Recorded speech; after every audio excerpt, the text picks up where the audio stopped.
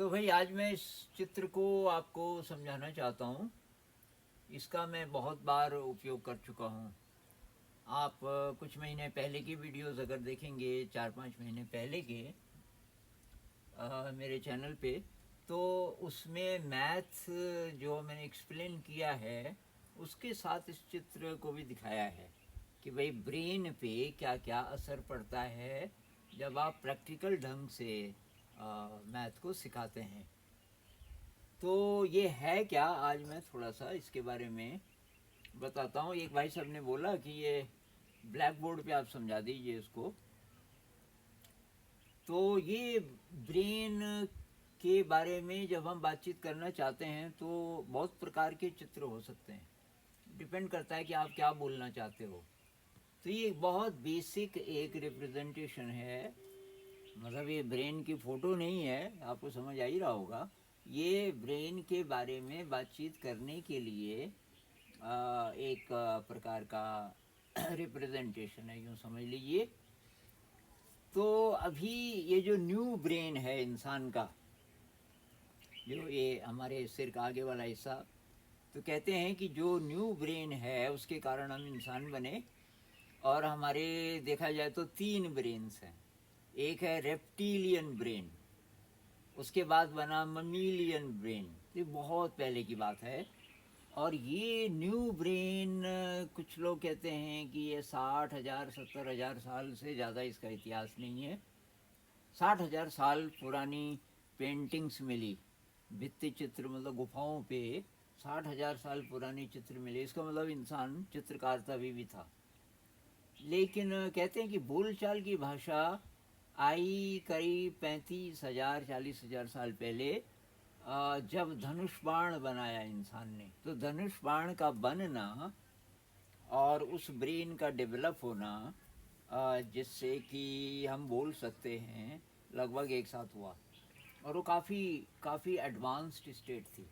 लेकिन जो लिखने वाली भाषा है, कहते हैं वो और भी बहुत बाद में, मतलब अभी से लगा लो आपकी 7-8 हज़ार साल पहले, ये जितनी सभ्यताओं की बात करते हैं कि भाई 6,000 साल आज से, तो उससे पहले लिखित भाषा का ज़्यादा रिकॉर्ड मिलता नहीं है।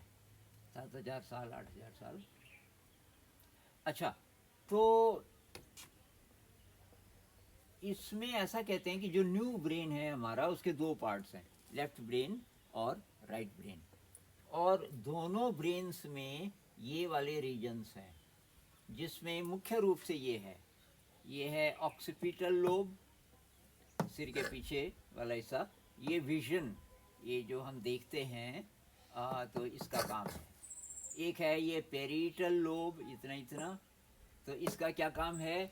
बॉडी अवेयरनेस, जब हम शरीर को महसूस करते हैं और उसके साथ ये जो बोलचाल की भाषा आती है, इसमें टेस्ट, टच, सेंसेशन, ये सब इसका डिपार्टमेंट है। ये है टेम्पोरल लोब, तो ये क्या करता है? तो हियरिंग, मतलब ये सुनना, long term memory, feeling, understanding, speech, ये सब इसका काम है।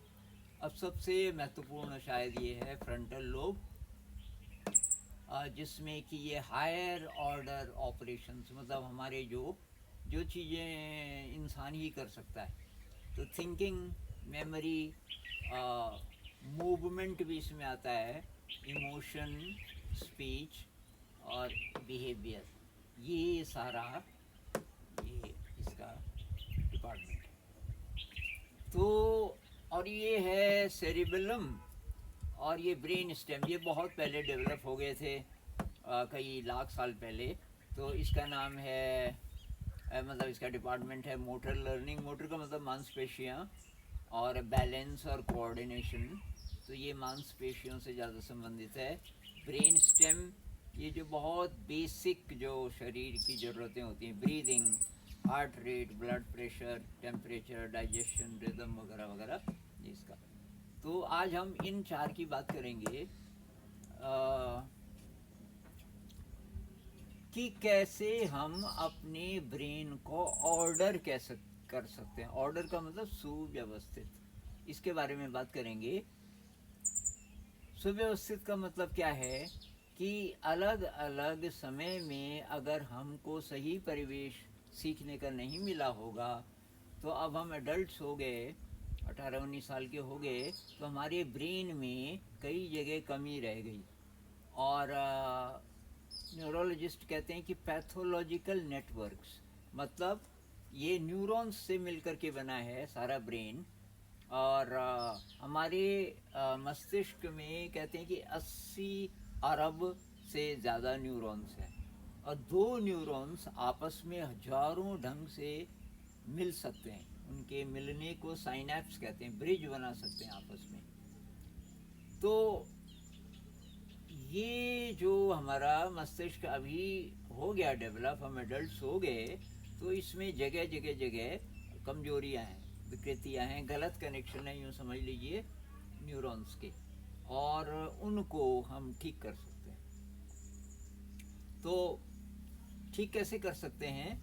अगर मान लीजिए कि हम बॉडी अवेयरनेस के साथ देखें, मैं देख रहा हूँ, मान लीजिए किसी दृश्य को, मैं चाहे अपने कमरे को ही देख रहा हूँ या पेड़ को देख रहा हूँ, और तीसरे समय मैं पूरे शरीर को भी अनुभव करूँ, तो मैं इससे भी काम ले रहा हूँ क्योंकि ये बॉडी अवेयरनेस वाला है, और इससे भी काम ले रहा हूँ क्योंकि मैं देख रहा हूँ। तो इन दोनों के बीच ब्रिज बनने शुरू होगी। उसी प्रकार से जितने हमारी जो पांचों इंद्रियां हैं, उन इंद्रियों के परसेप्शन को मैं मिला दूं, जैसे कि एक साथ सुनना और देखना। अगर मैं एक साथ सुन भी रहा हूँ और देख भी रहा हूँ, तो उससे क्या होगा कि देखने वाला और जो जो सुनने वाला है, वो दोनों, जैसे सुनने वाला ये है और देखने वाला ये है, तो इसके बीच नए न्यूरॉन्स के नेटवर्क्स बनने शुरू हो जाएंगे।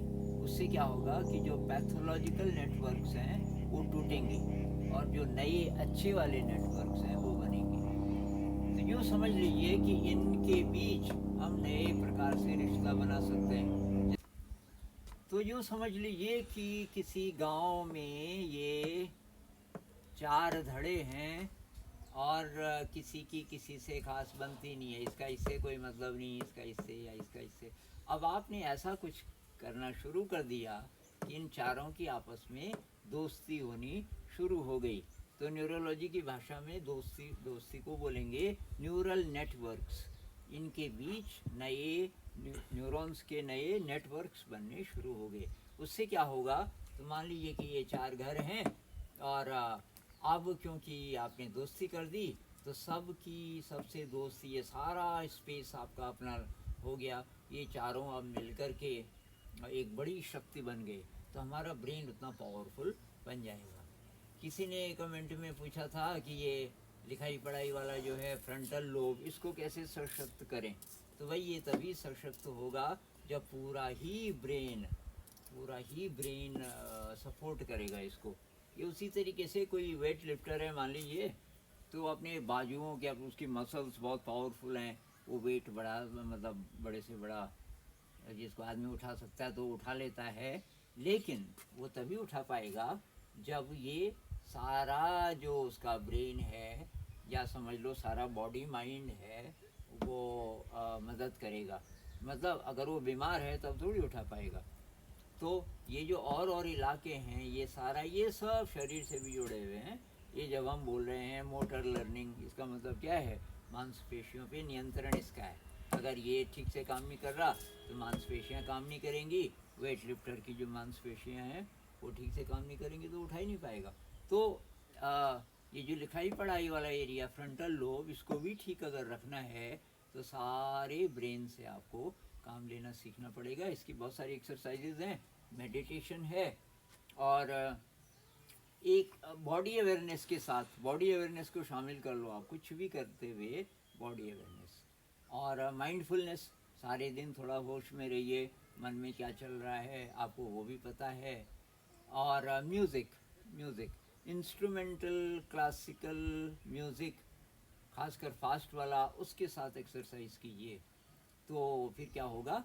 आपका सारा ब्रेन समृद्ध होगा और फ्रंटल लोब भी आपका काफ़ी पावरफुल हो जाएगा।